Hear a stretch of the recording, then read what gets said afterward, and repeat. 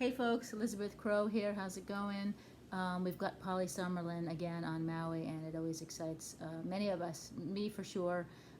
She's a wonderful consciousness coach and just has a lot of wisdom to share, and I like talking to her when she's here. So that's what we're going to do. We're just going to do kind of a short little Q&A that we semi-planned, and yeah, Great. here we are. Here we are. This is a good thing. It's good to be back on Maui. Yeah. I bet. Yeah, it's wonderful. Because this is where actually most of my peeps are, on Maui. I have them scattered elsewhere, East Coast, a few in Europe and around. But this is the core, and I love being Nice. here. Nice. Yeah. I'm glad to be part of that. So the questions that I wanted to ask you, Polly, or it's sort of a long question around the divisiveness. Mhm. There's just so much people sort of pitting against each other, and political, and just my goodness, the likes of which many of us have never seen, and it can be painful and startling and curious. So I would just love to have you Yeah. talk about that without laughing. No. Well, I get amused by it because where I go with any question or with anything is into the nature of consciousness, and the nature of consciousness in this reality is polarity. It's the creation of the mind. The rational analytic mind creates thoughts, as you know. Every word, as you know, has an opposite, right? And so the polarity, it's whether it's good and evil, black and white, rich and poor.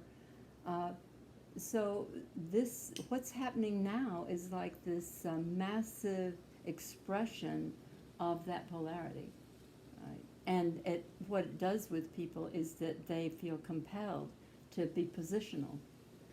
Interesting. Yeah, and they feel more safety in being positional. When there's not a threat, then the mind is a little bit at ease, and it might consider other opinions or other possibilities. But when there's a threat, like is going on now, then the polarities become very, very prevalent. They've become high relief. They're like Right. what's running the show. Yeah. Interesting. Yeah, so the piece that is available for all of us is to, in whatever way we can, is to take a little bit of a higher look. It's a bit of a looking at the whole picture, seeing what's really there, staying in the moment, actually, what's really happening to you, instead of in your mind where the fear is about what's happening. That gives you access to wisdom, actually. Our minds are created out of fear.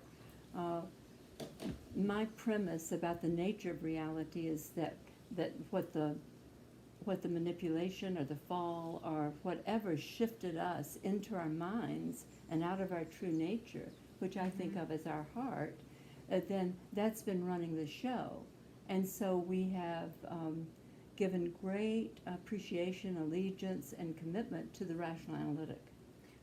So you just said that the mind was made of fear, based on fear? The rational analytic mind, yes. That's a pretty strong statement. Do you think there's a way to have... Do you think I have any proof of that? Right. Well, it's just a strong statement, so Right, I'd love right. a little more on that. Is there a way to have a fearless mind, a mind that's just neutral and aware? Right. The rational analytic mind is, I don't like to be so strong, but I think that it is fundamentally based in fear and polarity. I believe that fear creates polarity, and what we know about the left brain is that that's the site in the body-mind unit of the analytic rational mind. Gotcha. Yeah, and so it has positionality all the time. Gotcha. And positionality tends to support the need for control, which only comes from fear. So that's a kind of a connection to that.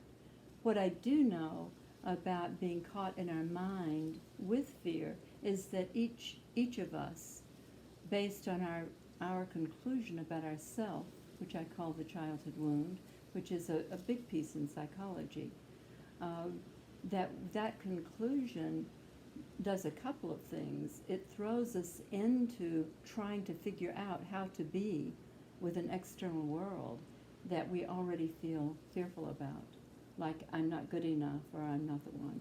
And so there's a lot going on here. The situation now just brings it, like I said, into high relief. It's like it's been stimulated, both personally and collectively. Yeah. Sort of peaking energetically, it Right. would seem. And Yeah. I'm not sure if it was you who said this. Somebody very wise talked about when something shows up, it's actually showing up to bring awareness to it. Right. It's That's not right. showing up as an actual solid enemy. It's showing up on the way out. Right. Something along those Yeah, lines. because in the situation, a lot of what people are fearful about now has been going on, but not in the way that just got everybody's attention. Right. That's Yeah. very interesting. Yeah, because this is, nobody's left out of this one, right? Nobody's left out. You're going to have an experience. You may experience the fear of dying, basically, the fear of not being able to be with your family or your friends. It's a hugely fear-based dynamic. Yeah. And the light on it has people becoming very polarized, because what that light is doing is revealing all the ways in which there has been a control, and because it's so in our face right now. And so in some of the oppositional gatherings and protests, it's being pointed out that this is actually what's been going on all along, and now we see it, and now we're called into becoming clear about what that means for me. What am I authentically being in response regard to this? Yeah. And that's like everything else. It's going to be a moment by moment experience. It's like right here, right now, what's true. Whereas the mind will tend to get ahead, and then we'll have people shutting down and hanging out, holding out until there's a vaccine, because they're fearful.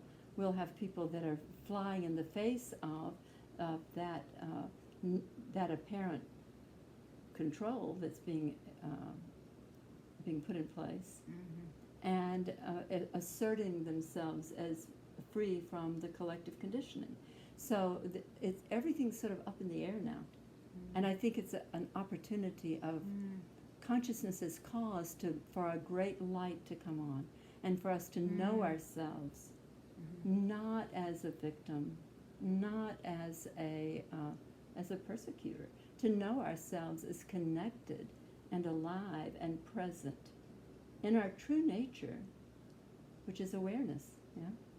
Yeah. Yeah. Yeah. And so that's the big invitation. Right.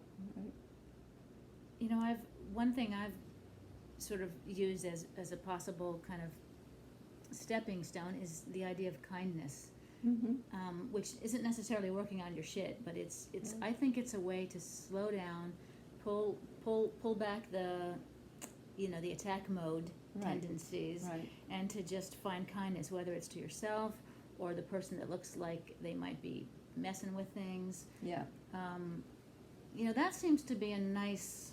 Well, that's a great litmus test, isn't it?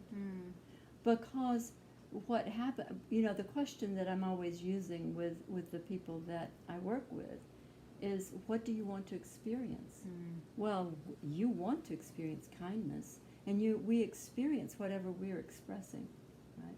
And so that's a beautiful insight for we you. Experience whatever we're expressing. Yeah, we experience That's it. good to know. Yeah, right. It's like, darn, I should have known that sooner. Yeah, I just love that, because I think very few of us are aware of that. And what it would take for me in that minute to be aware of that is to be aware of how I'm feeling. Exactly. We're so caught up, but that Right. part of the mind is so caught up in the carrying out of whatever it is Right. we think is the truth. It's Right. that soldier The carrying it out. expression, I'm doing it, I'm getting it, Yeah. I'm expressing it. But what does that feel like to you? Yeah. Because whatever you're expressing, it's already present here, and it's such a great, like I said, it's a great litmus test. Mm. Yeah. And when you say litmus test, you're sort of, where am I at and how am I with this, and what can bring me closer to the Perfect. actual change that I want? Yes, it's a test to see exactly that. What's running you? What's running me? How am I feeling? Is it true? You know? Right. Yeah. What would kindness actually be like right here, right now? Yeah, it's a wonderful inquiry, really.